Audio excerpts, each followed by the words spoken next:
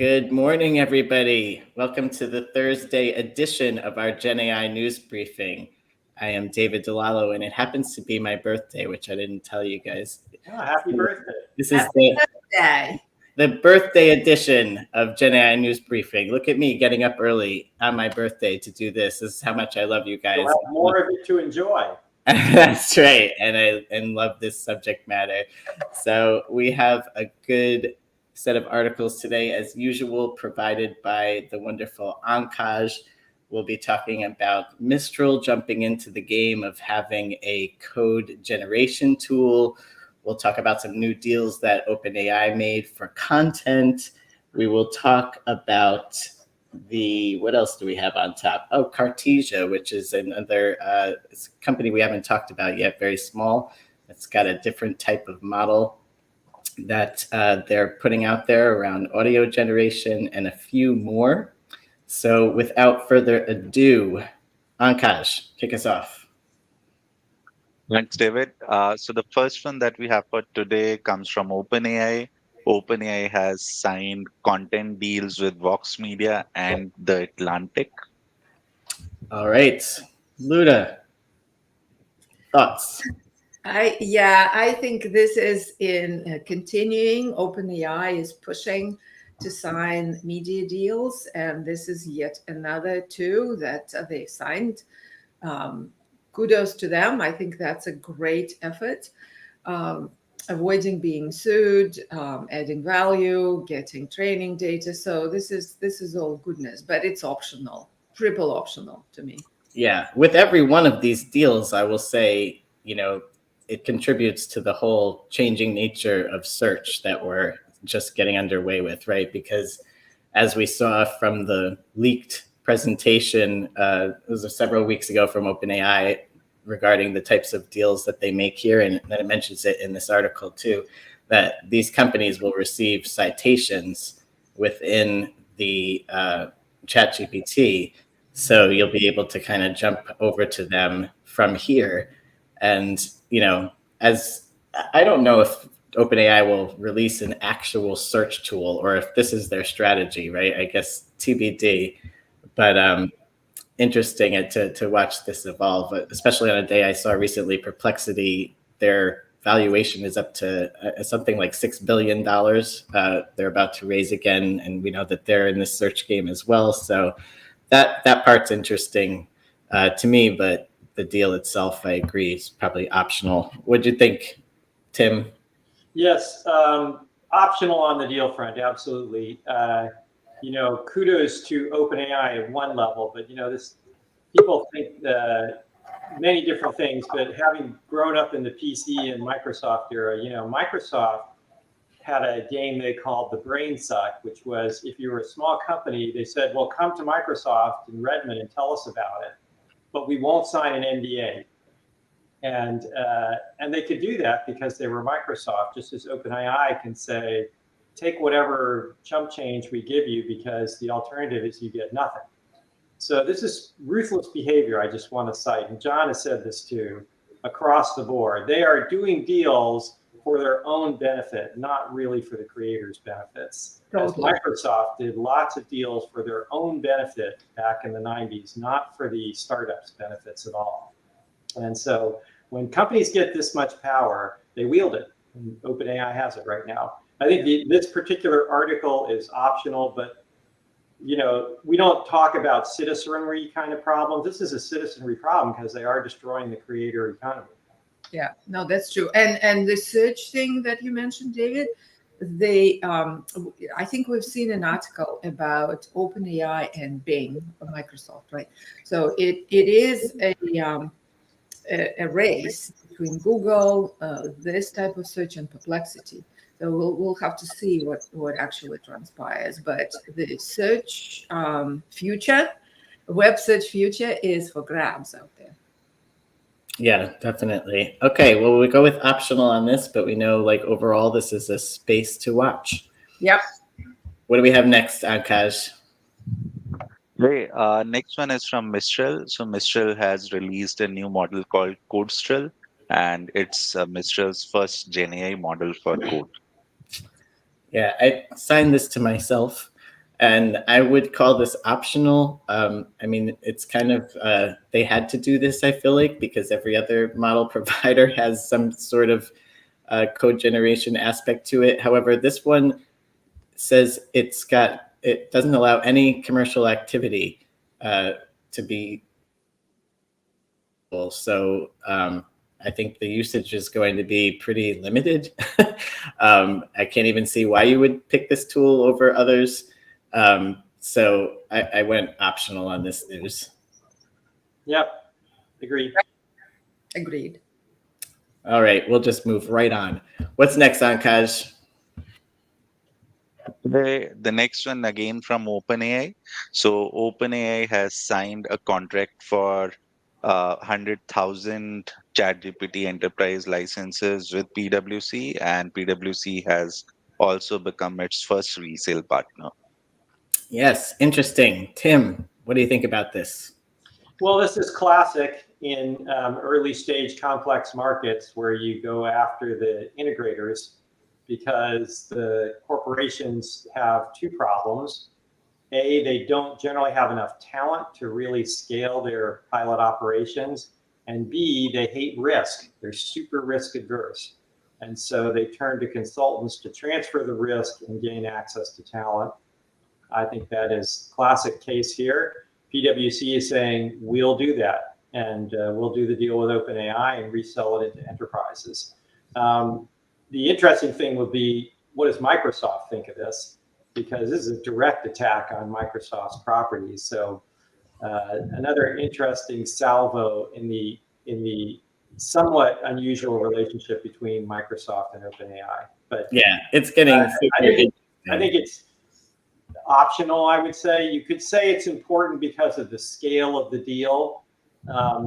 But I think, again, this is very standard stuff in software and hardware development. Yeah, the information had a really great feature on OpenAI that I read last night. I know we hesitate to put those articles here because they cost a lot of money, the information. I'm not sure if I'm going to renew, we'll see. But talking about Sam and his moves and how things have been evolving over time. And, recall we reviewed an article a few weeks ago that talked about how Sam Altman was going around and convening executives, trying to convince them to use ChatGPT or OpenAI's products directly rather than use them through Microsoft. And here we see what a deal that he's made that allows him to get into that enterprise customer base. And then we also know from the rumors that it appears that OpenAI has made a deal with Apple to potentially be used in Siri or somewhere else, TBD, when we get Apple's news in a week or so. So, I think they're getting into the consumer where they already were, and now trying to get into enterprise. And, Microsoft obviously is diversifying their bets with their investments in Mistral and other places. So it's really interesting to see how this relationship will evolve. I mean, the deal's still in place. So Yeah. we'll see. But it is interesting. What the article acknowledges, and it cites the number of enterprise users that OpenAI has, right? But the article says, look, to put them in production, there are a whole bunch of things needed, and it has to have a partner to be able, with the expertise, to be able to do that. And that's not the expertise in LLMs, it's an expertise in ops. And so that's what they are trying to get. And I am through this deal. And obviously Microsoft has some of this capability, but not the breadth of PwC for sure. So I think that makes sense to me. But yeah, I think it's optional. Makes a lot of sense, and probably good for PwC. Anybody who was around when SAP was first released, or Oracle Financials, these were complex software products that these integrators signed up to implement. And man, hundreds and hundreds of employees for a year or two at least at these major corporations. So we can have a longer discussion about whether that was a good idea or a bad idea for the corporations, but nevertheless, it was done. and to the benefit of the integrators. So I think this will benefit PwC more than likely. Oh, yeah, I agree. Yes. All right. So we're going optional. And before we move on, I just wanted to acknowledge Vivek. I see your question. How do we compare? This was the first article. How do we compare OpenAI to Google's monopoly? Why I have tabled that is because we'll be talking about Google's monopoly in an article that's coming up soon. So just hang on, and we'll have a discussion about that. All right, Ankaj, let's move on from here. Yes. So the next one is from Cartesia. They have announced a new model called Sonic, which is a low latency voice model for lifelike speech. So Cartesia is a new firm which is working on state space models, and these are alternative to the transformer based large language models that everyone is working with. Yes, I believe that these folks were among the creators of Mamba, and I remember, us hearing about that a long time ago. And here they have created a state space model specifically for audio generation, which they claim has very low latency. I'm going to go optional, although I have to say I didn't get to try the model. I don't know if anybody got to try it yet. It's interesting. It feels like one to watch, right? A different type of model that's going to potentially compete with our transformer friends that are kind of the model of the moment. But I don't know if it rises to the level of important at this point. I'm interested to see what the others think. No, we need to try it. And Adam is on. Yeah, I actually had time.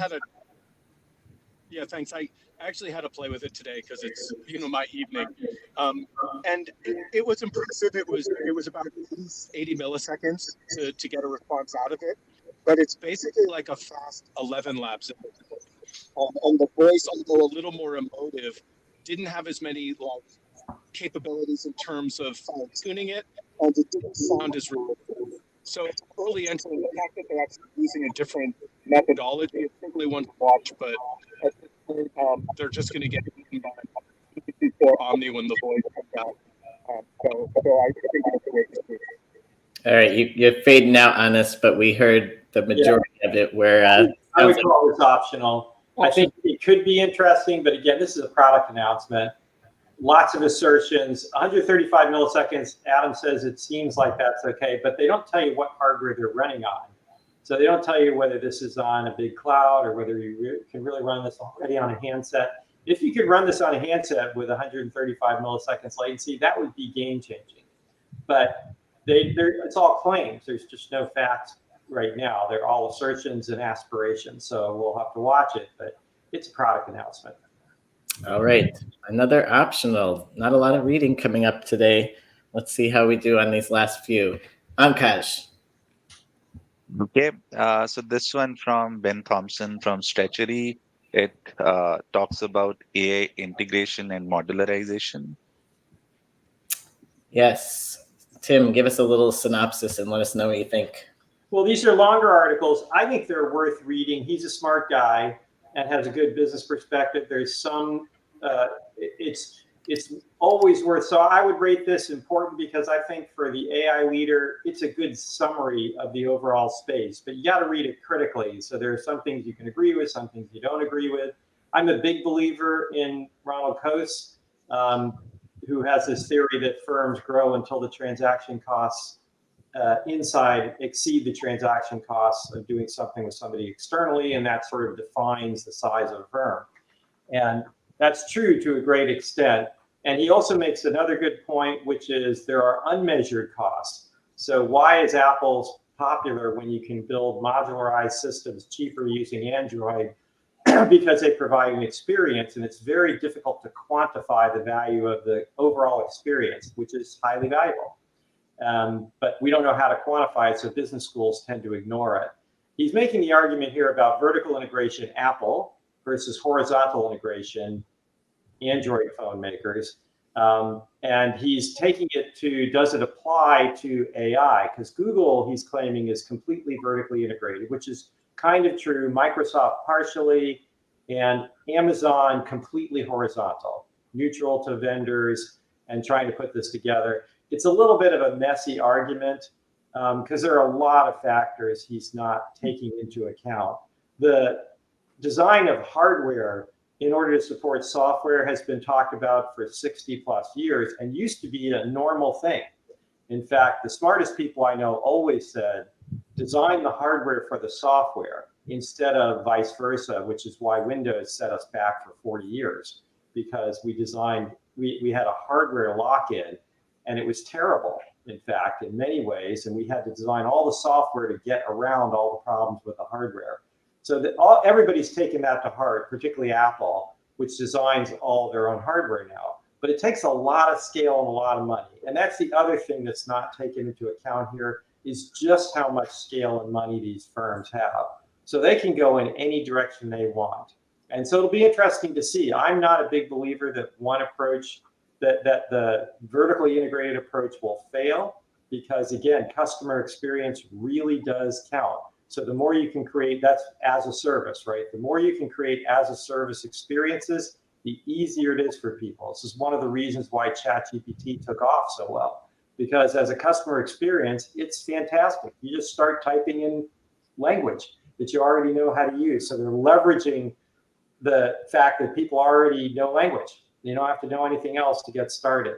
However, on the other side of the coin, there is a difference between, let's take search engines. When search engines first came out, Alta Vista ruled the world. Then Yahoo ruled the world, and then Google ultimately took over the world, okay? And the reason was because of superior product performance. The second Google came out, everybody was saying, wow, this is so much better than the prior version.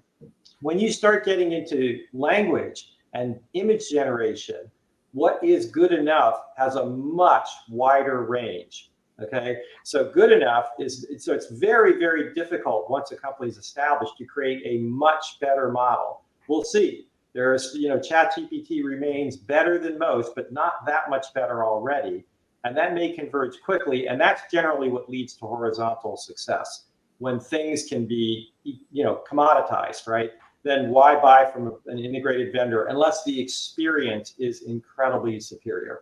So it's a long article. I think it's worth reading because it gives an overview of each of the big players right now. And I think it's worth knowing that. Yeah, I'm on the border with Essential, actually. Ankash, if you go, I understand the Android and iPhone comparison, but if you go down and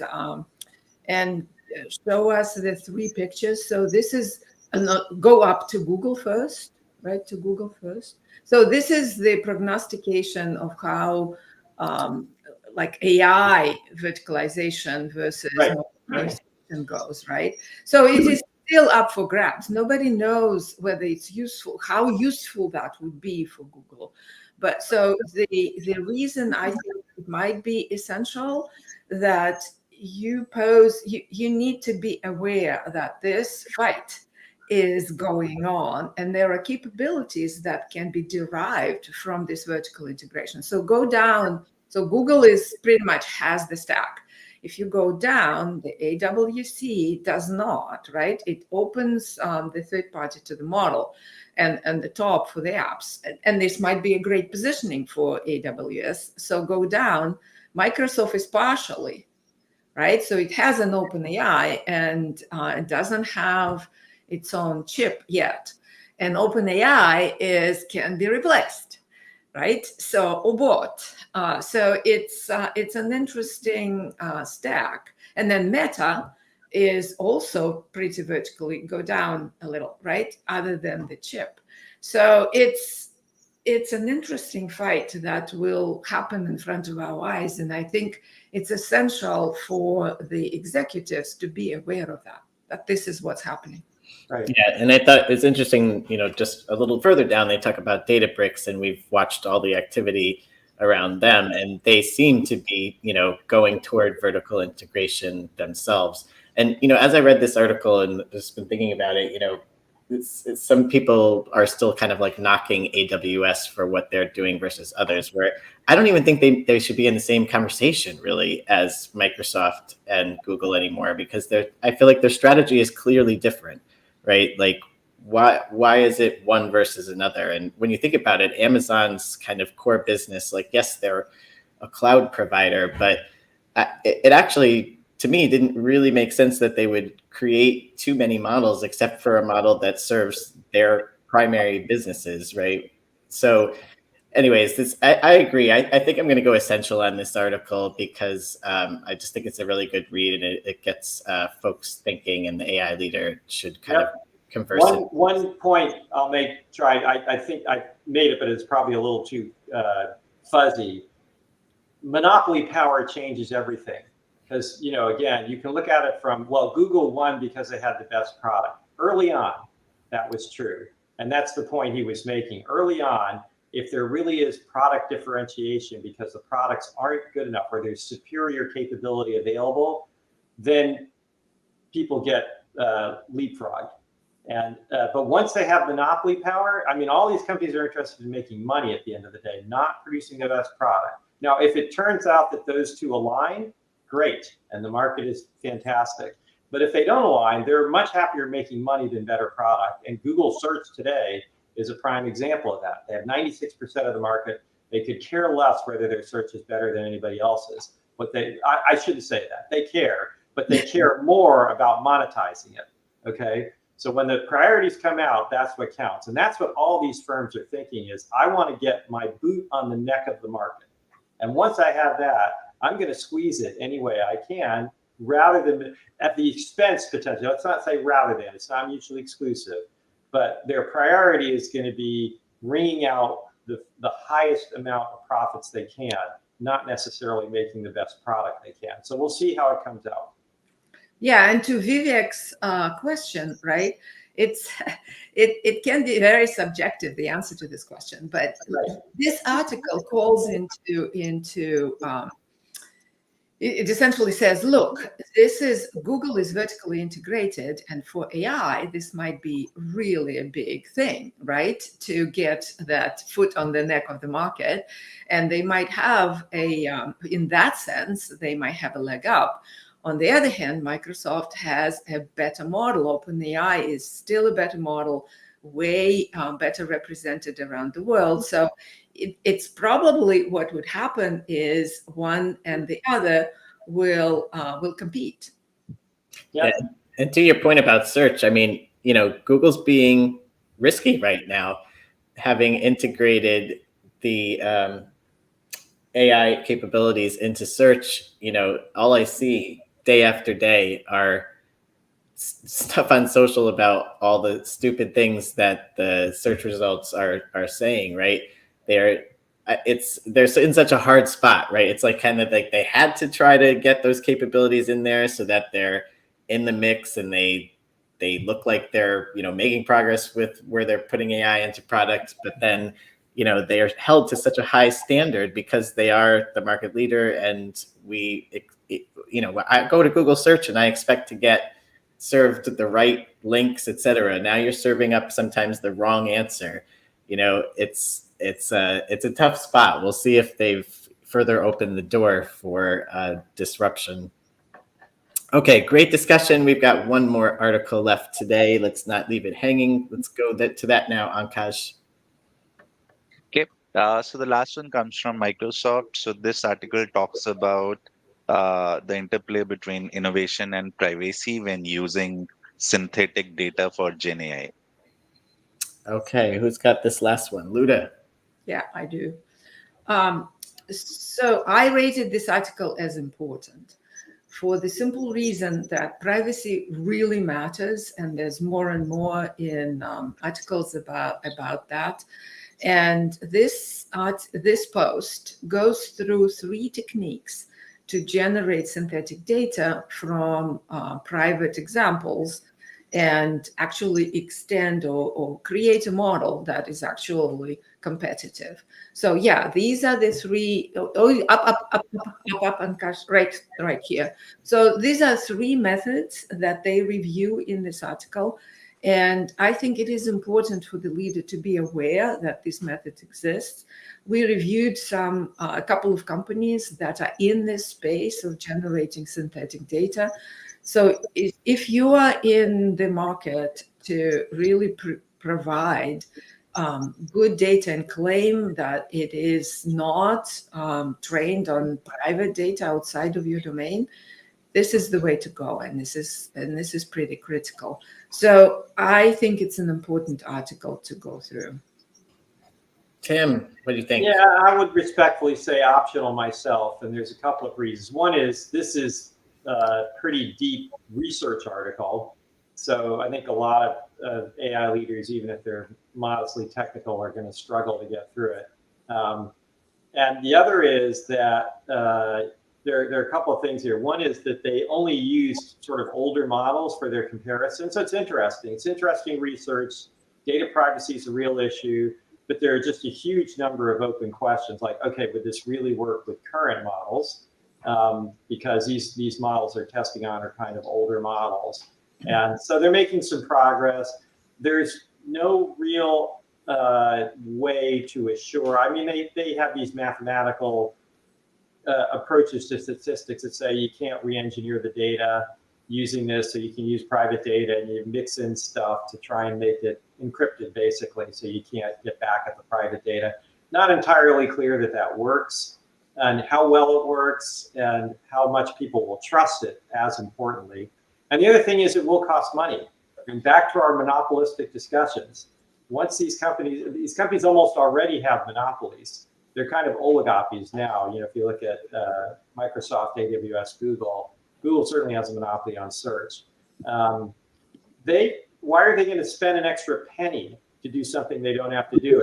If you've ever seen the Fight Club movie where there's that scene that they talk about whether car companies will fix their cars or pay out in claims, it's a straightforward economic analysis. If the cost of paying out the claims is less than the cost of fixing the cars, they pay out the claims. And I think the argument here is similar, where if you have a monopoly, the likelihood that you're ever going to be in trouble for this stuff is near zero, because you have so much power in market and lobbies and things to fight that. Maybe Europe will be different, but I'm not seeing people spending a lot of money worrying about this right now. They're going to do the kind of things OpenAI is doing in cutthroat deals with media companies to protect themselves. All right, I'm going to come down on the side of optional on this one. Just in terms of what Tim explained, I mean, there may not be a near-term applicability here for most AI leaders.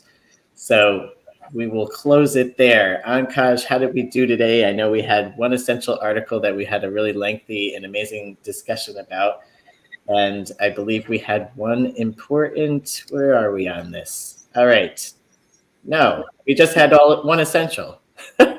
All right, so people can really spend some time in that article, as we did, as it was a really good one.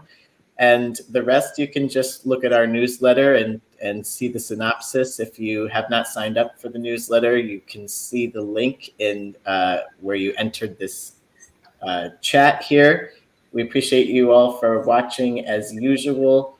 Have a great day. And yes, oh, look at that. That's right. If you hadn't looked, on Tuesday was our 100th episode. So we're now on 102, working our way to 200. Subscribe to our YouTube if you want to watch this every day. We're also on LinkedIn, as many of you know. And we will see you again tomorrow. Have a great day.